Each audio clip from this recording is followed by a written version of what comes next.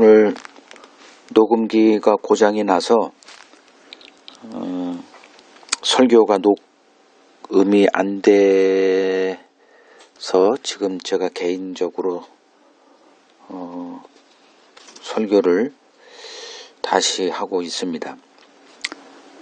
양해 바라고요. 오늘 본문은 마태복음 26장 69절에서 75절 닭과 베드로의 통곡이라는 제목입니다. 예수께서 제자들과 6월절 만찬을 마치시고 제자들과 함께 이제 감람산으로 올라가십니다. 그 30절을 보면 제자들이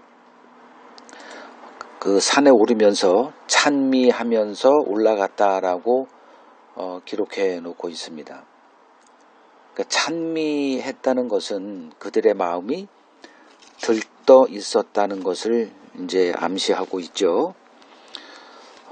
그들은 이 감람산에서 어떤 일이 벌어질지 전혀 예상하지 못하고 있습니다. 그들의 마음 속에는 예수님이 하신 말씀이 담겨져 있는 게 아니라 자기들의 기대, 그 장밋빛 그 미래에 대한 그 기대감으로 이렇게 흥분되어 있지 않았을까. 그러지 않고서야 찬미했다라는 말을 설명하기가 힘듭니다. 그러니까 예수님은 그 이번 예루살렘 방문하셨을 때 이제 벌어질 일을 제자들에게 여러 차례 언급을 하셨죠. 그 첫 번째가 이제 마태복음 16장 21절입니다. 예루살렘에 올라가 장로들과 대제사장들과 서기관들에게 많은 고난을 받고 죽임을 당하고 제3일에 살아날 것을 이제 언급을 하셨고, 이것으로 인해서 제자들과 설전을 벌이기까지 했습니다. 이제 이런 말씀을 이제 성경에 3번 이렇게 기록되어 있는 걸 보면 기회만 있으면 이제 이런 말씀을 이제 하셨다는 것을 이제 우리가 예측할 수 있죠. 그런데 그 제자들의 마음에는 이러한 주님의 말씀이 이게 삭제되어 있었다 이렇게 볼 수가 있습니다. 이걸 보면서 우리들의 신앙 모습과 대동소이하다는 것을 이제 볼 수가 있습니다. 그러니까 예수님이 우리에게 하신 말씀은 참 우리의 마음을 어둡게 하고 무겁게 하는 말씀들이 곳곳에 이렇게 깔려 있단 말이에요. 근데 우리들의 마음 속에는 그런 것들을 스스로 다 딜리트를 해버리기 때문에 그 좋은 말만 언제 잘 될 거야. 언젠가는 내가 상황을 역전시킬 거야. 주님이 함께 하셔. 이런 좋은 말, 위로가 되는 말들로 이제 꽉 채워져 있죠. 그리고 예수님이 하시면 너희가 나로 인해서 모든 민족에게 미움을 받을 것이다. 너희가 세상에서 미움받고 이렇게 고난받는 이유는 너희가 나한테 속았기 때문이야. 나와 함께 십자가를 지고 가자. 이런 얘기들은, 주님의 이런 말씀들은 이제 다 스스로 자동적으로 딜리트가 돼버립니다. 이게 삭제가 돼서 지금 제자들이 예수님의 그런 경고에도 불구하고 찬미하면서 이제 이렇게 그 감람산을 향해 나갔다는 거, 이것만 보더라도 그들이나 우리의 신앙 모습은 거의 같다 이렇게 보시면 됩니다. 그 만찬 도중에 분명히 이런 말씀을 하셨거든요. 너희 중에 하나가 나를 팔 것이다. 근데 그 31절 이제 보면 이제 찬미하며 감람산으로 나아가는 그 도중에 예수께서 제자들에게 오늘 밤 너희가 다 나를 버리고 도망갈 거야. 이 말씀을 이제 하신 거죠. 굉장히 또 갑자기 분위기가 이제 찬미하면서 올라가면서 이렇게 들떠 있는 제자들의 이제 마음이 또 무거워지죠. 이때 이 분위기 반전을 위해서 베드로가 모두 주를 버릴지라도 나는 결코 버리지 않겠나이다. 이제 이런 말을 이제 합니다. 그러니까 분위기를 반전하고자 베드로는 항상 이런 사람이었어요. 그러니까 이 말을 이제 이렇게 하면서 예수님께서 큰 위로를 받으셨을 거야라고 생각을 이제 했을 거예요. 근데 웬걸 예수께서 그에게 폭탄 선언을 하십니다. 오늘 밤 닭 울기 전 내가 3번 나를 부인할 거야. 뭐 감당하기 힘든 말씀을 베드로에게 하신 거죠. 그러자 베드로가 내가 주와 함께 죽을지언정 주를 부인하는 일은 없을 겁니다. 이제 이렇게 각오를 다져요. 그 이에 질세라 이제 다른 제자들 모두 동일한 말로 이제 서원을 합니다. 이제 감람산에 도착했죠. 이제 예수께서 겟세마네 동산을 찾아서 이제 기도하십니다. 이제 기도를 끝낼 시점에 이제 가룟 유다가 군사를 이끌고 그 장소에 나타나죠. 그 200몇 명이 되는 그 군사들이에요. 횃불 들고 어떤 무리는 검을 들고 어떤 무리는 몽치를 들고 등장했을 때 얼마나 공포스러웠겠어요. 그래서 제자들이 제 목숨을 구하고자 이제 예수를 버려둔 채 도망가죠. 그러나 베드로는 그렇게 하지 않았습니다. 예수 곁을 떠나지 않고 이제 버티고 있습니다. 그리고 예수를 체포하려는 한 병사를 이제 맞서서 칼을 빼서 이제 휘둘렀는데 그의 귀가 떨어지죠. 뭐 이때 베드로는 척살을 당해야 마땅했습니다. 잡으러 온 거예요. 그 군사를 앞세워서 거기에 저항했던 한 사람 베드로 이런 짓을 했으면 거기서 칼 맞아 죽었어야 됩니다. 근데 예수님이 약속했죠. 하나님이 내게 주신 자 중에 단 한 명도 잃어버리는 일은 없을 것이다. 결국 예수님이 개입을 하십니다. 떨어진 귀를 주워서 이렇게 잘 턴 다음에 그의 귀에 갖다 붙여서 이렇게 붙여놓습니다. 치료가 된 거예요. 그러니까 그 흥분됐던 사람들이 이걸 보면서 그들의 마음이 다 누그러진 거예요. 이 신비한 그 분위기 속에서 그때 예수님이 이제 그 제자들을 다 도망가게 하고 자기를 군사들에게 내어 주십니다. 이제 오늘 밤에 너희가 다 나를 버리리라고 하신 예수님의 말씀대로 이제 제자들이 모두 예수를 버려두고 이제 도망을 갑니다. 근데 요렇게 되는 줄 알았는데 이제 사실은 베드로가 예수를 따라간 거죠. 근데 나중에 보게 되겠지만 그 베드로 홀로 따른 게 아니고 또 한 사람의 제자가 있었어요. 그거 나중에 설명드리고요. 그래서 이 예수의 결국이 어찌 되는지 보고자 이제 군사들이 예수를 끌고 간 대제사장 집들까지 이제 나아가게 됩니다. 오늘 본문을 이제 보겠습니다. 69절에서 74절.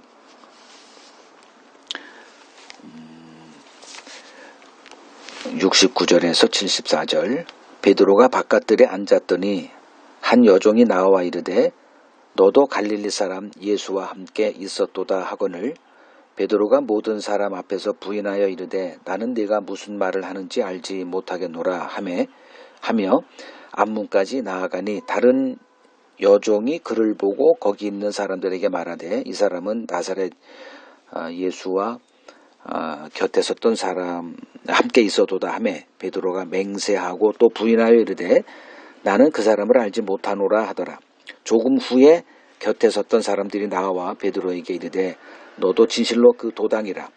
네 말소리가 너를 표명한다 하거늘 그가 저주하며 맹세하여 이르되 나는 그 사람을 알지 못하노라. 지금 베드로는 대제사장 관저 그 정원에 몰래 이제 들어가 있습니다. 어떻게 베드로가 이 살벌한 곳에 들어갈 수 있었을까? 그 답은 요한복음 18장에 기록되어 있어요. 그 15절에서 16절을 보면 예수를 몰래 따라온 제자는 베드로 말고 또 한 사람이 있었어요. 그중 한 사람이 그 대제사장과 무슨 관계가 돼 있는 사람이에요. 그래서 그 제자가 관저문을 지키는 여종에게 이제 베드로를 안으로 들어올 수 있도록 이렇게 부탁을 해서 베드로가 들어올 수 있었습니다. 자, 관저 안에는 이제 예수를 신문하는 일이 지금 벌어지고 있었고요. 그 뜰 밖에 이제 많은 사람들이 이제 모여 있었습니다. 그 산헤드린 공회원 70명이 소집되었기 때문에 굉장한 사람들이거든요. 보좌관들도 뭐 많이 따라왔어요. 굉장히 많은 사람들이 그 관저 바깥 뜰에 대기하고 있었던 것입니다. 자, 이때 베드로를 관저 안으로 들어가게 허용했던 그 여종이 그때는 이제 어두컴컴해서 뭐 베드로를 알아보진 못했는데 그 이상한 낌새를 아마 느꼈을 거예요. 그래서 베드로를 계속 예의주시했었는데 그 요한복음 18장 18절을 보면 그때 당시 기후를 이렇게 언급을 해놓고 있습니다. 매우 추웠다고 해요. 그래서 바깥에서 계속 대기하고 있다 보니 이제 불을 피운 거예요. 그래서 그 모닥불에 베드로가 가까이 가서 이렇게 자기도 불을 쬐고 있었습니다. 그것 때문에 베드로의 얼굴이 이제 거기는 불 때문에 밝아졌을 것이고 그 베드로의 얼굴이 그 여종에게 이렇게 노출이 된 거예요. 그래서 그 이제 여종이 베드로를 알아보고 그 이제 이 사람이 예수의 제자였음을 이제 확신하게 된 거죠. 그래서 베드로에게 너도 갈릴리 사람 예수와 함께 있었던지 아니냐라고 소리를 칩니다. 이제 겁을 잔뜩 먹은 베드로가 모든 사람 앞에서 나는 네가 무슨 말 하는지 몰라 라는 말로 이제 예수를 부인하고 이제 그 자리를 떠납니다. 요게 1차 부인입니다. 자, 누구도 이제 자기 얼굴을 알아보지 못할 이제 불빛이 없는 이제 캄캄한 앞문으로 이제 피합니다. 그런데 그곳에서 또 다른 여종이 베드로를 알아봐요. 그리고 이 사람은 나사렛 예수와 함께 있었던 사람이다 라고 이제 외칩니다.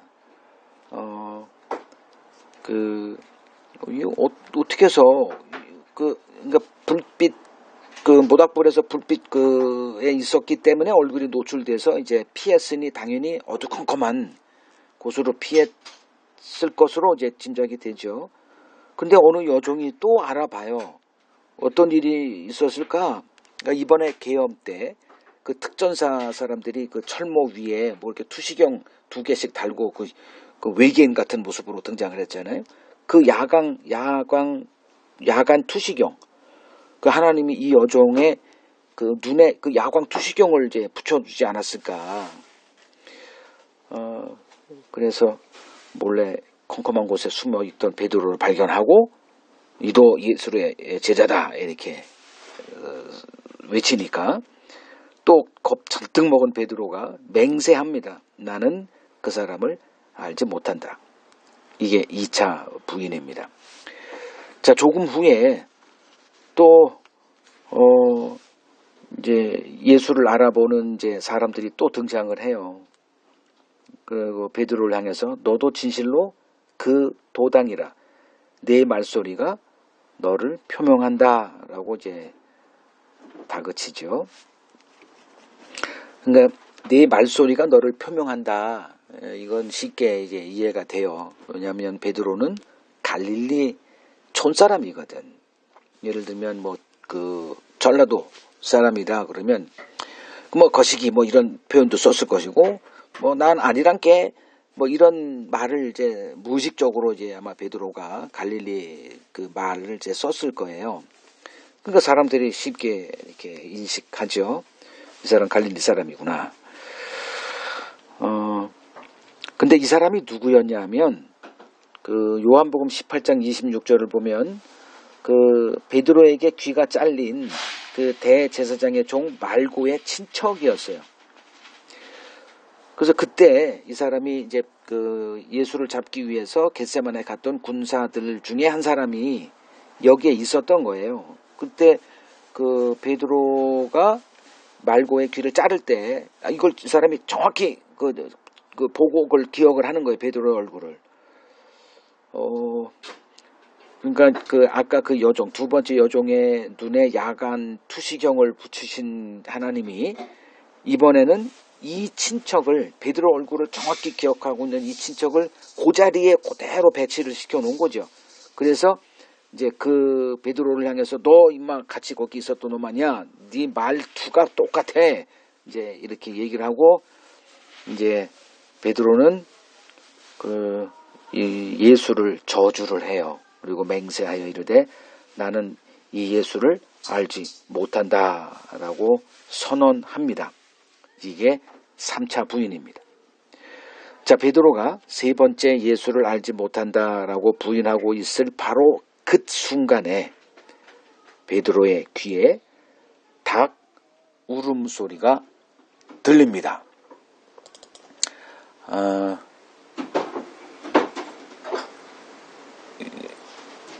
닭 울음소리.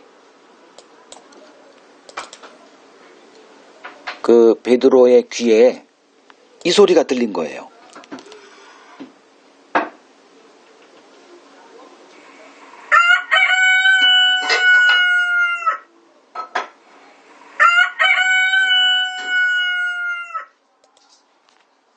자, 이 닭 울음소리가 베드로에게 무엇으로 다가왔을 것 같습니까? 예수께서 네가 닭 울기 전에 나를 3번 부인할 거야 라는 말씀을 일깨워 준 거죠. 그래서 감정을 주체할 수가 없어서 이제 밖에 나가서 이제 통곡을 하게 됩니다. 자, 마태복음 10장 33절을 보면 예수께서 제자들에게 이런 말씀을 하세요. 누구든지 사람 앞에서 나를 부인하면 나도 하늘에 계신 내 아버지 앞에서 그를 부인하리라. 지금 베드로가 자기 혼자서 예수를 부인한 게 아니라 그 많은 사람들 앞에서 공개적으로 예수를 부인한 겁니다. 베드로가 예수님의 이 말씀을 들었을 때 자신이 예수를 사람들 앞에서 부인하게 될 거라는 것은 1도 생각하지 못했을 거예요. 그런데 지금 동일한 장소에서 그 한 시간도 되지 않는 그 시간대에서 3번이나 예수를 부인하는 끔찍한 일을 저지른 겁니다. 닭 울음소리가 들리기 전까지 그는 자신이 무슨 일을 하고 있는지 전혀 인식하지 못하고 있습니다. 그냥 예수를 알지 못한다 한 게 아니라 72절을 보면 맹세까지 했습니다. 또 74절을 보면 예수를 저주하면서까지 예수를 부인했습니다. 뭔가에 홀린 듯 그 사람들 앞에서 3번이나 연속 예수를 부인했던 베드로, 제정신이 아니었을 겁니다. 자신이 그토록 사랑했던 예수를 사람들 앞에서 공개적으로 그것도 예수의 이름을 저주하는 것까지 하면서 부인하는 일을 저지른 겁니다. 이렇게 생각할 수 있어요. 예수를 버리고 도망갔던 다른 제자들처럼 그때 그냥 도망쳤더라면 이런 수모, 이런 끔찍한 일은 그에게 벌어지지 않았을 겁니다. 예수에 대한 의리 같은 것 신경 쓰지 말고, 그리고 대제사장 그 관저들 안까지 들어오는 일만 안 했더라면 이런 일은 없었을 거죠. 그의 동료들이 모두 예수를 버리고 도망칠 때 그들 속에 섞여서 도망갔더라면 이런 치욕스러운 일은 벌어지지 않았을 겁니다. 그런데 베드로는 예수의 고난당하심 그리고 예수의 수치당하심을 그냥 내버려 둘 수가 없었습니다. 예수의 고난과 치욕당하심에 함께 동참하려고 했던 겁니다. 예수를 향한 이러한 베드로의 마음 때문에 지금 그는 이런 일을 이제 겪고 있는 거죠. 남들이 기피하는 일을 이제 할 때, 즉, 넘어서는 안 되는 선을 넘을 때 반드시 이제 사달이 벌어집니다. 이제 그러한 사람들로 인해서 이제 많은 사람들이 불필요한 이제 희생을 이제 강요당하게 되죠. 이제 이때 하는 일이 이제 그 사람을 향해서 손가락질하고 이제 비난하는 일입니다. 그 왜 가만히 있지? 왜 쓸데없이 일을 벌여가지고 우리를 이렇게 힘들게 하느냐라는 이제 그런 원망을 쏟아냅니다. 그 대표적인 사람이 이제 모세였죠. 그 모세가 그 바로의 공주의 이렇게 아들로 뭐 양아들이지만 성장을 해요. 그러니까 최고의 엘리트 교육을 받고 최고의 수완이 좋은 사람으로 이제 성장합니다. 그 40살 때 그의 동족이죠. 그가 알아요. 이제 자기 출생의 비밀을 알고 있기 때문에 그 애굽의 노예로 지금 지내고 그 고욕을 당하고 있는 사람들이 자기 친족이라는 걸 압니다. 그 중에 한 사람이 이제 애굽의 이제 사람에게 이렇게 학대를 당하는 걸 보고 그걸 개입하다가 그를 쳐 죽이는 일이 벌어지죠. 그때 그 자기 동족들이 모세 편에 서는 게 아니라 왜 이런 일을 벌려가지고 우리까지 피해를 주느냐, 모세를 향해서 이제 막 일이 벌어지고 일이 탄로난 걸 알게 된 이제 모세가 도망치죠. 엄청난 고통을 겪어야 했습니다. 그래서 남의 땅에서 이제 40년을 살아요. 그리고 나이 80대였을 때 하나님이 모세를 찾아옵니다. 그리고 내가 너를 애굽으로 보내니 그들을 거기서 건져내 와라, 이제 이런 명령을 하세요. 그때 모세가 이제 엄청나게 하나님의 부르심을 거부합니다. 제가 3번이니까 5번을 거부를 해요. 근데 결국 하나님이 그를 설득을 시키고 그 의지와 상관없이 이제 막대기 하나 들고 애굽으로 가게 하십니다. 바로 앞에 섭니다. 그래서 하나님의 말씀을 전해요. 내 백성을 이제 보내라. 그들이 광야에서 나를 섬길 것이다. 이때 이제 바로가 그 쓴 전략이 이제 이간책이에요. 이스라엘 백성과 모세를 서로 이간질하는. 그래서 그 이스라엘 백성들이 그 노예로 지내면서 벽돌을 만들어야 되는데 집을 안 주는 거예요. 그러니까 어떻게 만들어? 그럼 몇 개 주지도 않고 예전 그 할당량을 하라고 그러니 이게 돌아버릴 지경이죠.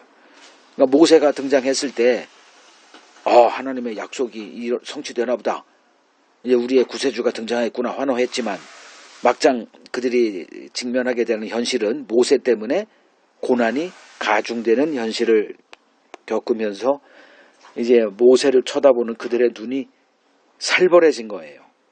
그래서 모세가 이제 하나님께 막 항변합니다. 그거 보세요. 내가 이런 일 벌어질 걸 알고 내가 안 하겠다고 했는데 하나님이 그렇게 나를 갖다 이렇게 그냥 강제로 오게 하니까 또 지금 이런 일 벌어지고 있지 않냐. 뭐 그 이후의 사건은 여러분 아실 거예요. 근데 이 선을 넘지 말아야 돼. 근데 선을 넘으면 이런 사단이 벌어집니다. 그 중에 한 사람이 또 기드온이에요. 그러니까 미디안에서 이렇게 압제를 당하고 있을 때 하나님이 기드온을 찾아와 내가 너를 쓰겠다고 합니다. 그러니까 기드온이 또 궁시렁궁시렁거리고 그래서 결국은 이제 하나님의 이제 말씀에 따라서 이제 그 미디안 놈들이 그 이스라엘 백성들을 섬기라고 하는 그 우상을 그가 이제 몰래 밤에 가서 그 우상을 이제 넘어뜨립니다. 나무를 베버려요. 그 다음날 아침에 이제 그걸 본 그쪽 성읍 사람들이 어떤 놈이 이런 일을 해서 우리로 죽게 만드느냐. 난리가 아니에요. 선을 넘으면 그 대가를 지불해야 됩니다. 그런데 그 이들의 선을 넘는 행위로 인해서 닫혀있던 역사의 문이 열리게 됩니다. 그 실패나 그 사고를 두려워하는 사람들, 그 그게 안전, 그 세이프티 존을 딱 경계를 쳐놓고 그 선을 넘지 않는 사람들의 삶은 평온하죠. 그러나 이 선을 넘는 자들은 그 일로 인해서 불필요한 마음고생과 희생을 홀로 감당해야 합니다. 그런데 그들의 이러한 선을 넘는 행위로 인해서 이전에는 상상도 하지 못했던 그 인식에 그 새 창의 문이 열리는 일을 그들이 경험하게 됩니다. 믿음의 세계는 이런 세계입니다. 자, 룻을 보더라도 알 수 있죠. 그 자기가 살고 있는 모압 지역에 이스라엘의 한 가정이 이렇게 이주를 해와요. 근데 그 집에 이제 아들과 눈이 맞아서 결혼을 하게 됩니다. 그래서 그 집에 들어가서 한 10년 정도를 같이 살면서 이스라엘의 하나님에 대해서 알게 돼요. 그리고 어떻게 그쪽 시아버지 또 자기 남편 다 죽어요. 그 과부만 셋이 이렇게 남아 있다가 시어머니 나오미가 이제 고국으로 돌아가겠다. 그리고 두 며느리를 데리고 이제 이스라엘 향해서 갑니다. 그러다가 이제 도중에 나오미가 두 며느리가 너무 불쌍한 거예요. 이들이 이스라엘에 갔을 때 이스라엘 사람들에게 얼마나 푸대접 받을까. 이 이스라엘 사람들은 이방인을 개돼지만도 못하게 보는 사람들이거든. 이제 그걸 토로합니다. 야, 그냥 너희들 데려가면 나의 인생은 편할지 몰라도 내 너희들을 생각하니까 도저히 양심상 너희들 데려갈 수가 없다. 이제 그냥 돌아가라. 이때 이제 그 첫째 며느리 오르반은 그냥 그 얘기 듣고 어이구, 그리고 이제 빠이빠이 하고 돌아가죠. 근데 룻은 돌아갈 생각이 1도 없어요. 이것을 하나님의 부르심으로 생각한 것 같아요. 하나님, 그 이스라엘의 하나님 여호와를 이제 알게 된 거죠. 그 시어머니 나오미를 통해서 하나님 이야기를 10년 동안 들었으니까 믿음이 생긴 거예요. 그때 그 룻이 보인 그 각오, 이거는 누가 봐도 선을 넘은 거예요. 내 민족을 버리는, 그리고 그 시어머니 나오미를 따라서 어디로 가든 따라가겠다. 그리고 이스라엘에서 죽겠다. 이제 이 선언을 한 겁니다. 그 삶이 어떨지 나오미가 아무리 설명해도 귀담아 듣지 않아요. 내가 얼마든지 감당하겠다. 그 결과 이 룻은 그의 생각했던 것보다 더 참혹한 현실을 살아야 했습니다. 이삭 줍기로 살아야 했어요. 이거는 거지보다 더 못한 삶입니다. 그런데 이 선을 넘은 그 결과 현실의 비참한 삶을 경험하고 살았지만 결국 어떤 일이 벌어졌느냐. 언약 계보에, 하나님의 언약 그 백성들의 계보에 룻의 그 이방 여인, 모압 이방 여인 룻의 이름이 당당하게 기록이 되는 일이 벌어진 거예요. 저 역시 예수 때문에 제 이름이 김승호란 이 이름 석자가 예수의 계보에 기록이 되어 있다는 거 하나, 이 기쁨으로, 이 설레임으로 저는 지금 살아가고 있습니다. 선을 넘어야만 경험하는 겁니다. 제가 그 직장생활 할 때 굉장히 쉽지 않게 들어갔거든요. 들어갈 때 어머님이 난리가 났어요. 기뻐서. 그런데 주님이 저를 부르신 거예요. 그래서 그 직장을 이제 사직하고 나올 때 엄청난 저항이 있었습니다. 그래서 이제 이제 삶이 쉽지 않죠. 그리고 이제 복음에 눈이 열리게 됐어요. 신학교, 유학도 갔다 오고, 거기서 목사 안수도 받고, 돌아와서 이제 일반적인 목회를 한 거죠. 일반적인 설교를 한 겁니다. 그때는 복음에, 눈이 열려 있지 않을 때였어요. 많은 사람들이 목사가 복음도 모르고 뭔 목사가 됐대. 그건 모르고 하는 소리예요. 그 하나님이 하나님의 부르심은 반드시 두 번의 부르심이 있다. 그 한 번의 부르심이, 첫 번째 부르심이 그 율법 신앙의 부르심이에요. 그 자기 노력으로 자기 의를 쌓는 그 하나님의 말씀을 열심히 배워서 그 말씀대로 행해서 그 자기 의로 하나님 앞에 이렇게 나서고자 하는 그 율법의 부르심이 한 번 있고, 이게 사도 바울에게 그대로 있었던 거예요. 나를 태에 있어서 부르신 이가, 그렇게 고백을 해요. 그러니까 자기가 출생했을 때 이미 하나님의 그 택함이 결정돼 있었어요. 그때 하나님이 그 바울을 어디로 부르냐 하면 바리새인의 부르심이에요. 그래서 자기가 율법으로 이제 살아 있었던 자로 한 30-40년 살게 합니다. 그리고 때가 되자 찾아와요. 그리고선 그 은혜의 세계로 그를 부르십니다. 이게 두 번째 부르심이에요.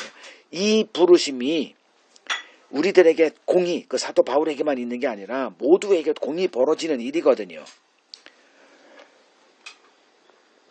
그 복음의 눈이 열리고 나서 이제 제가 더 이상 교단에서 설교하는 것이 이게 마땅치 않다 해서 결국은 교단에서 이제 나오게 됐죠. 그래서 많은 사람들이 저를 이제 보고 나서, 아니 김승원 목사 어떻게 교단에서 나와, 뭐 하고 있어, 밥이나 먹고 살아, 이제 교단에 들어와, 그래야 뭐 설교권도 있고 뭐 말씀도 전하는 그게 되어지잖아.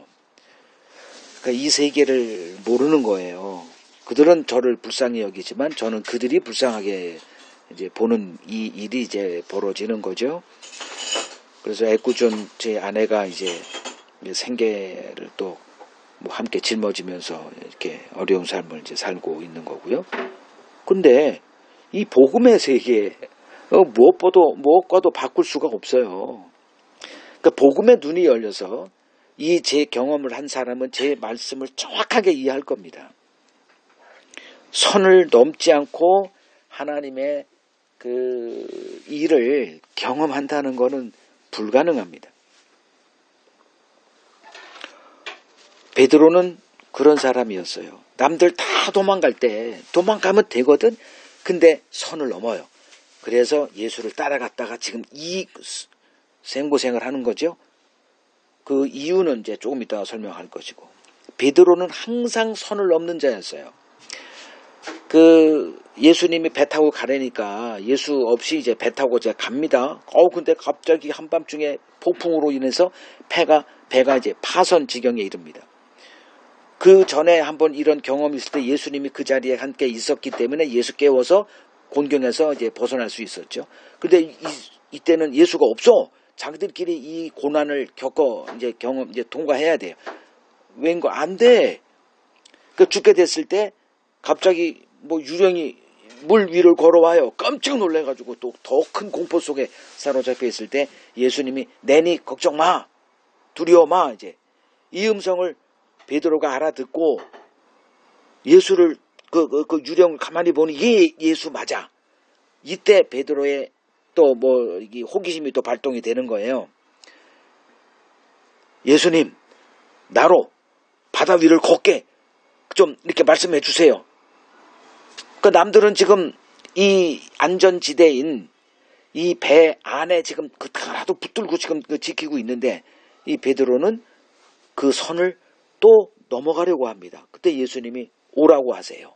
이 말씀에 힘입어서 바다 위로 뛰어내렸더니 왠지 안 내려가. 그 바다 위를 걷는 거예요. 선을 넘었더니 이런 일을 경험하더라. 자, 선을 넘을 때 반드시 사단이 벌어진다 그랬죠. 사단이 벌어졌죠. 갑자기 베드로가 예수를 바라보는 시선을, 거기 계속 바람이 불고 난리가 아니에요. 폭풍 때문에. 그걸 바라보자 믿음이고 나발이고 그냥 불에 가라앉아 죽게 된 거예요. 예수님께 외치며 살려달라고 대가집을 하는 거죠. 지금 대제사장 관저에 괜히 갔다가 3명의 그 여성 또 사람들에 의해서 너 예수하고 같이 또만이야 잡히면 목이 달아나는 그 공포를 경험하면서 예수를 3번 부인하는 이 생고생을 지금 하고 있는 거죠. 그때 예수님이 베드로의 외침을 듣고 베드로를 강한 손으로 붙들어 그 바다에서 건지는 경험을 베드로는 한 거죠. 그래서 베드로는 선을 몇 번 넘었기 때문에 예수와의 아주 남들과 다른 특별한 관계를 지금 형성하고 지금 예수를 따르고 있는 거예요. 선을 넘었기 때문에. 선을 넘으면 대가집을 합니다. 그러나 그 대가집을 함으로써 여태껏 경험해 보지 못했던 그 신비한 하나님의 그 세계, 그거를 경험할 수 있게 됩니다. 하나님의 역사는 말만 하는 똑똑이들이 아닌 행동하는 바보들에 의해서 언제나 쓰여져 왔습니다. 자, 74절에서 75절 보죠. 그가 저주하며 맹세하여 이르되 나는 그 사람을 알지 못하노라 하니 곧 닭이 울더라. 이에 베드로가 예수의 말씀에 닭 울기 전에 네가 3번 나를 부인하리라 하심이 생각나서 밖에 나아가서 심히 통곡하니라. 자, 베드로는 이 죽음의 공포 앞에서 본능적으로 3번이나 예수를 부인했습니다. 그런데 그 3번째 예수를 부인하는 바로 그 순간 정확하게 닭 우는 소리가 들리기 시작합니다. 하나님이 계획하신 일이 드러나는 순간이었습니다. 이 닭 울음소리는 베드로에게 그냥 닭 울음소리가 아니었습니다. 다른 사람에게는 그 웬 미친놈의 닭이 왜 지금 이걸 울고 있어? 뭐 이제 이런 의미 없는 그냥 소리에 불과했죠. 그러나 베드로에게 이 닭 울음소리는 예수님이 하신 그 말씀을 일깨우고 기억나게 하는 자명종이었다. 내가 진실로 네게 이르노니 오늘 밤 닭 울기 전에 네가 3번 나를 부인하리라. 닭 울음소리 들기 전에 베드로는 3번 예수를 부인했지만 그 자신의 행위가 예수님의 이 말씀과 연결된 적이 없어요.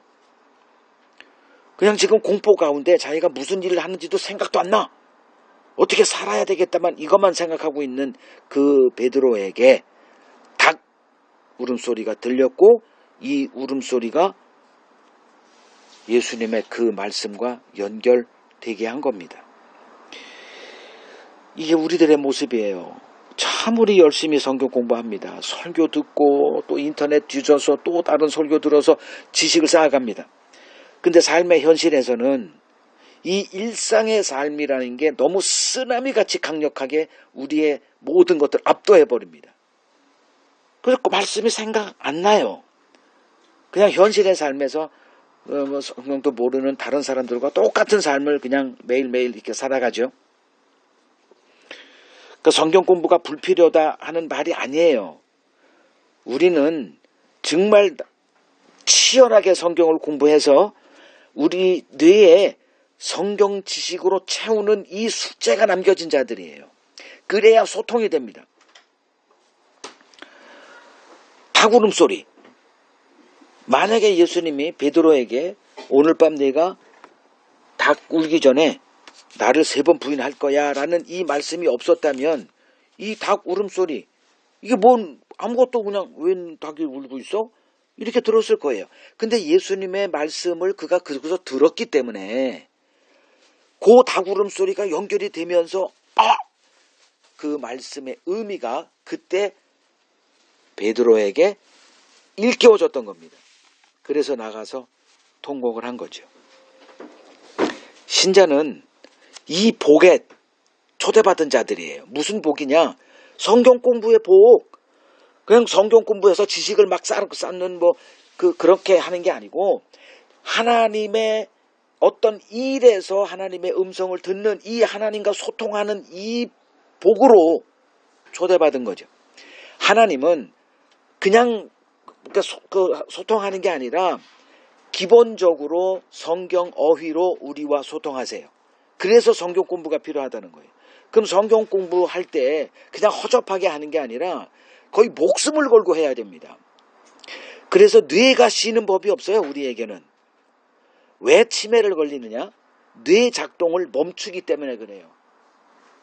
뇌는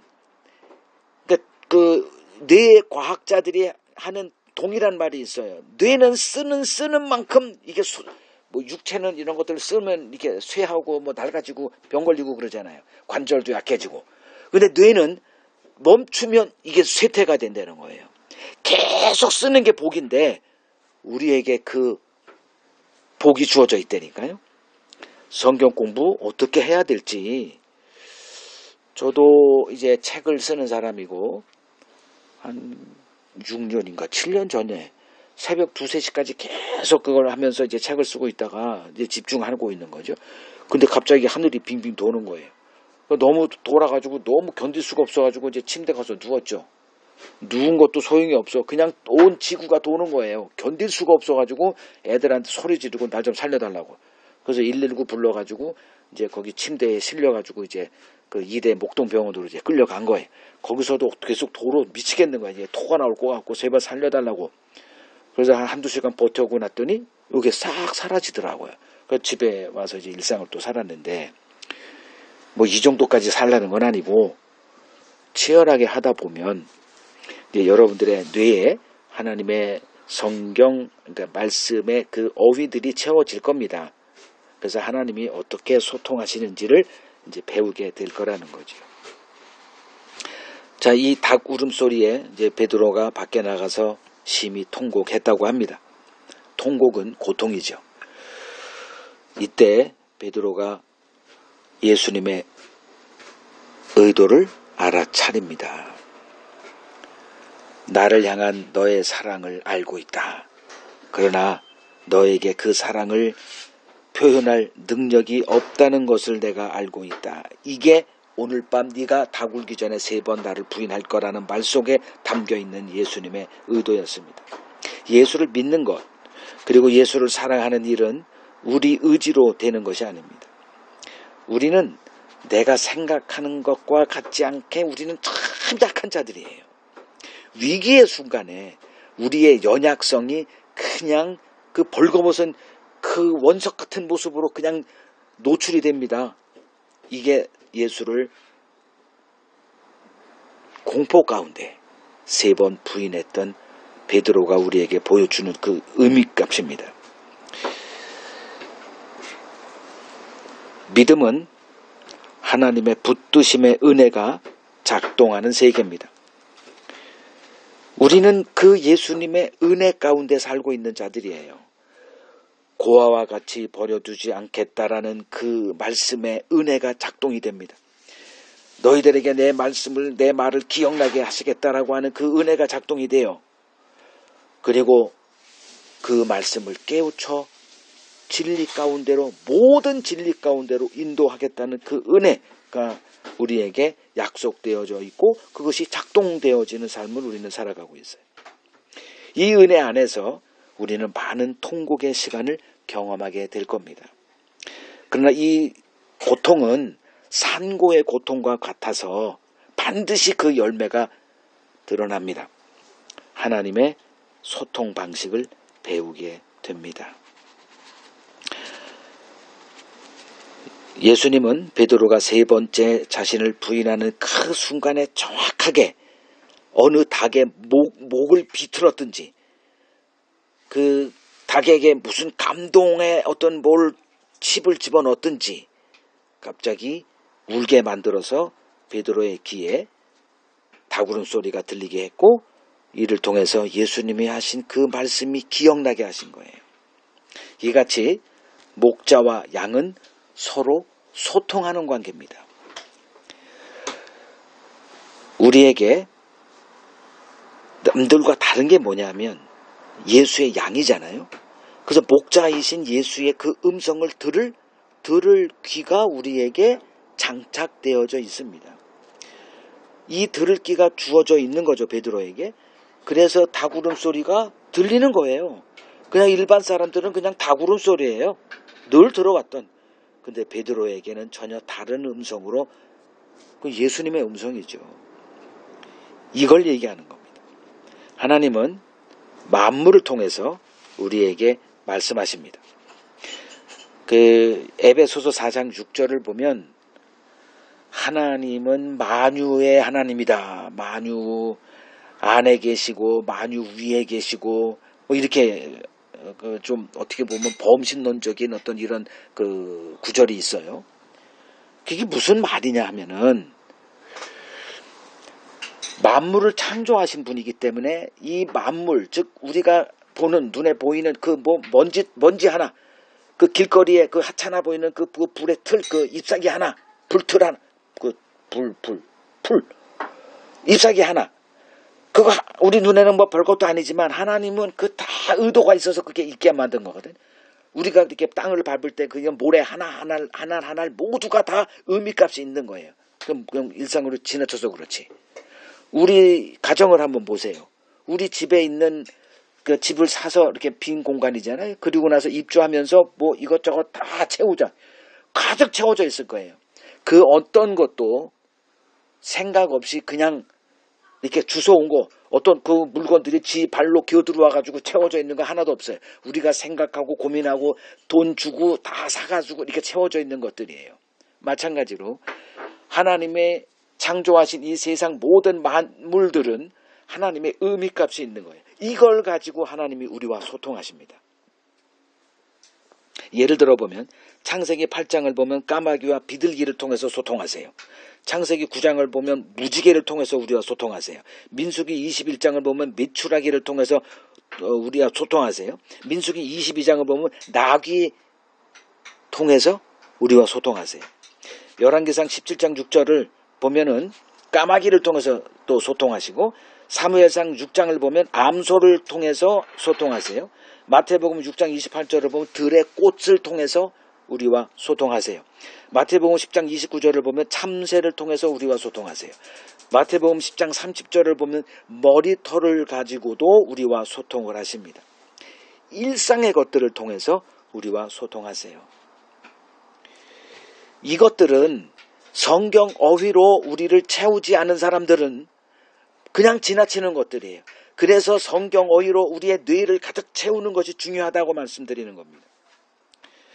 이러한 하나님의 소통 방식을 알지 못하면 단 한 번도 우리와 소통하시는 하나님을 경험하지 못하게 될 겁니다. 하나님은 지금도 우리에게 일상의 것들로 소통하십니다. 하나님은 말씀하실 것이 참 많으신 분이에요. 우리가 그것을 캐치하지 못할 따름입니다. 하나님의 이러한 소통 방식을 배운 자가 하나님과 동행하는 자입니다. 신자는 하나님과 소통하는 자로서 신자다움을 보이는 자들입니다. 하나님은 쉬지 않고 말씀하세요. 성경을 배우는 일에 게으른다면 그 대가가 엄청나게 큽니다. 성경 어휘로 내 뇌를 가득 채워서 하나님과 소통하는 기쁨을 누리며 살기를 소망합니다.